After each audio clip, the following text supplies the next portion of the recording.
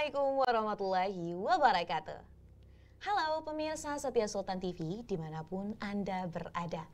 Kembali lagi bersama saya Raud Lohrida dalam dialog bincang hari ini.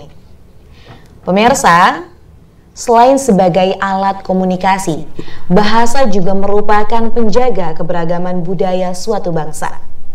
Indonesia merupakan negara yang memiliki keanekaragaman suku, budaya, dan juga bahasa. Maka dari itu, pentingnya pelestarian bahasa daerah agar eksistensinya tetap ada. Namun, seiring dengan perkembangan zaman, ada banyak perubahan terhadap fungsi bahasa. Saat ini tak jarang ada banyak masyarakat Indonesia yang enggan menggunakan dan juga berbangga dengan bahasa daerah. Lalu, bagaimana upaya penyelamatan bahasa daerah itu sendiri?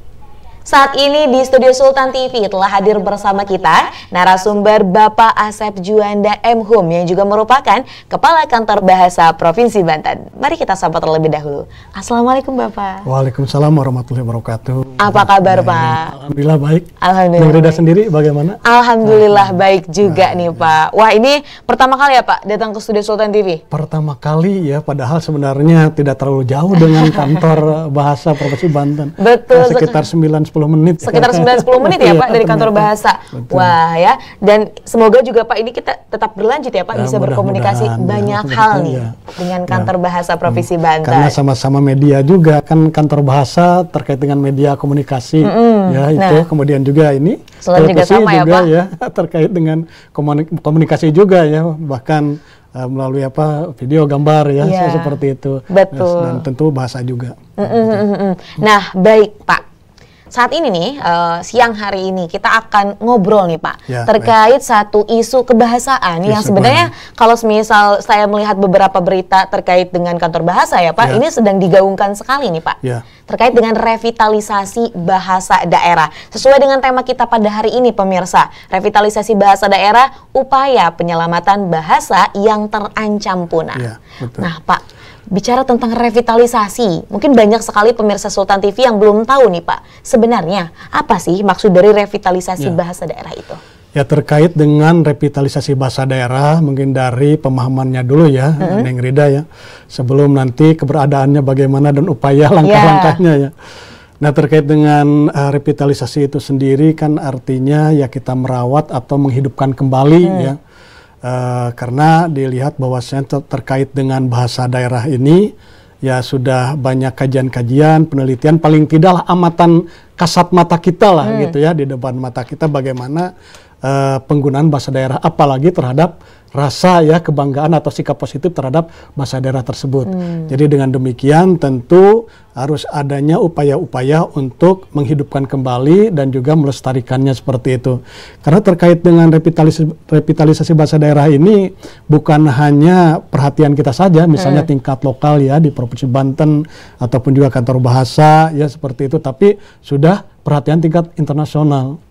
Nah, misalnya berdasarkan data di UNESCO tahun 2018, hampir 2 minggu sekali itu satu bahasa di dunia ini punah ya, satu bahasa daerah. Atau sekitar 30 tahun terakhir ini hampir 200 bahasa daerah punah. Nah, yaitu di dunia, kalau di dunia kan berbicara jumlah bahasa daerah yang terbanyak kalau tidak salah di Papua Nugini ya. Kemudian yang kedua di kita, di Indonesia kurang lebih ada 718 bahasa daerah. Wah, nah dari 718 bahasa daerah itu macam-macam kondisinya. Ada yang aman, ada yang rentan, ada yang mengalami kemunduran, ada yang hampir punah, ada yang kritis, dan ada juga yang punah. Nah kurang lebih sampai tahun 2019 itu hampir 11 bahasa daerah punah juga di Indonesia, tapi banyaknya di wilayah timur seperti itu. Nah dengan demikian ya tentu ini pun menjadi perhatian juga bagi pemerintah, ya paling tidak pemerintah pusat dan juga tentunya pemerintah daerah.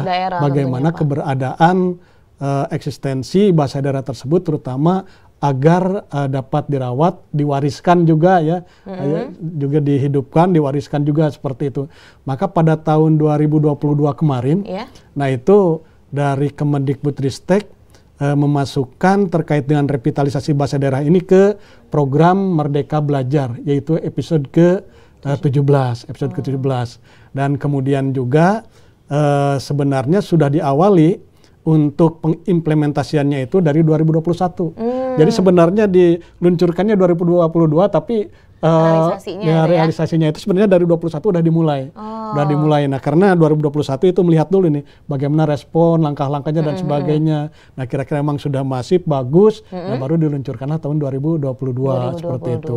Nah, baik Pak. Karena kalau bicara tentang bahasa daerah ya Pak itu ada banyak hal sekali gitu ya yang bisa kita ulik, khususnya bahasa daerah yang memang berada di Indonesia, Pak.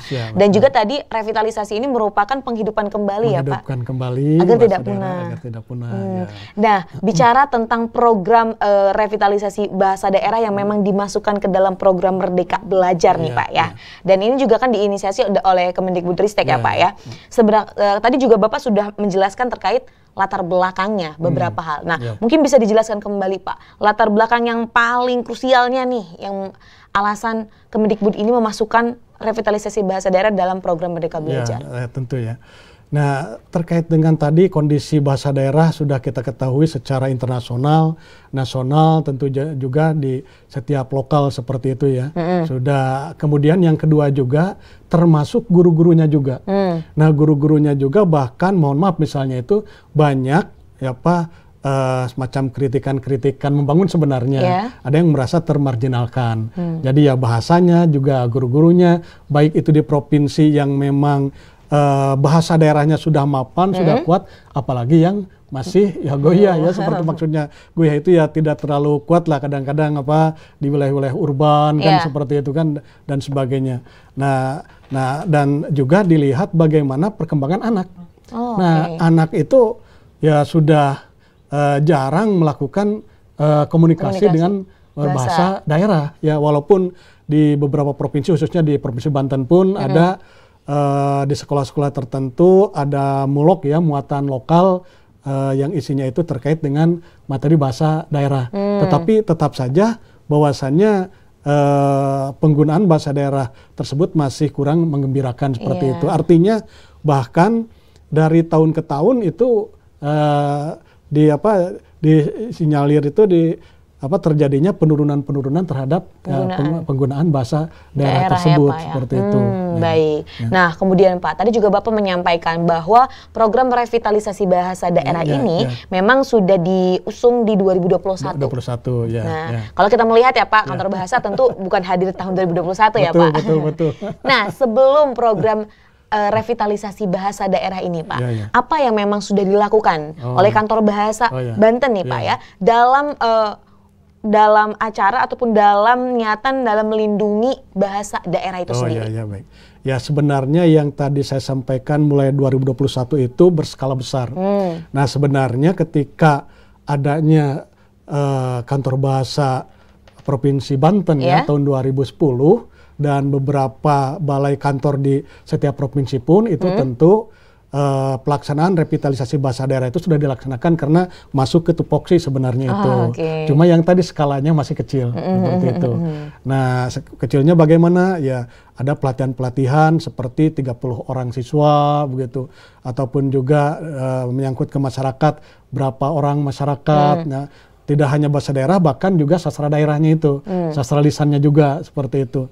Sebagaimana di kita pun ya di Provinsi Banten kan melalui revitalisasi sastra lisan ada ubruk, ada apa lagi, kemudian di daerah-daerah tertentu ya tentang apa itu wayang garing ya dan sebagainya, ataupun di Lebak ada pupulih namanya itu ya, kemudian bahasa daerah itu, tapi yang terlibatnya sedikit, ya paling banyak tadi itu 30 orang paling banyak itu, walaupun partisipan ketika ada pentasnya ya memang cukup banyak juga ratusan ya, tapi yang ini 2021 ini bukan hanya ratusan, bahkan ribuan bahkan ada jutaan juga dan masif ini Indonesia. Tapi itu bertahap. Bertahap 2021 bertahap berapa provinsi, 2022 berapa provinsi, 2023, 2024 berapa provinsi seperti itu. Jadi bertahap setiap tahunnya bertahap ya Pak setiap ya. Tahunnya, Nah, jadi memang sebelum adanya program revitalisasi bahasa yang memang digaungkan oleh Kemendikbudristek ya Pak, ternyata juga sudah banyak program yang memang dilakukan dalam rangka pelindungan bahasa daerah nih oleh Kantor Bahasa Banten. Nah, Pak, makin menarik nih perbincangan kita. Semoga saja. Tapi kita akan break sebentar Pak, dan kita akan kembali lagi di segmen selanjutnya. Maka dari itu jangan kemana-mana, tetap bersama kami di Bincang hari ini.